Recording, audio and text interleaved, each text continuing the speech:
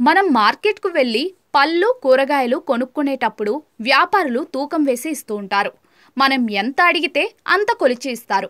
ఆ తూకంలో మోసం జరుగుతుందని చాలా మందికి తెలుసు. కానీ ఆ మోసాన్ని ఎలా కనిపెట్టాలో చాలా మందికి తెలియదు. చాలా మంది త్రాసుకు అయస్కాంతం పెట్టి మోసం చేస్తూ ఉంటారు. అయితే కొందరు చాలా సులభంగా వినియోగదారులను బోల్తా కొట్టిస్తూ ఉంటారు. ఆ ట్రిక్‌ను తాజాగా ఓ వ్యాపారి వివరించాడు. ఓ వీడియో సోషల్ మీడియాలో వైరల్గా మారింది. వైరల్ అవుతున్న వీడియోలో ఓ వ్యక్తి బుట్టలో ఉన్న సపోటా పళ్లను విక్రయిస్తున్నాడు. బుట్టలోని పళ్లను త్రాసులో వేస్తున్నాడు. అయితే పళ్ళు వేసున్న వైపు ఉన్న గొలుసును రకరకాలుగా మార్చడం ద్వారా తూకం ఎలా మారుతుందో స్పష్టంగా వివరించాడు. ఇలాంటి సింపుల్ ట్రిక్ ద్వారా ప్రజలను చాలా సులభంగా మోసం చేస్తున్నారు. మోసం ఎలా జరుగుతుందో కూడా కనిపెట్టలేరు. ఈ వీడియో సోషల్ మీడియాలో వైరల్గా మారింది.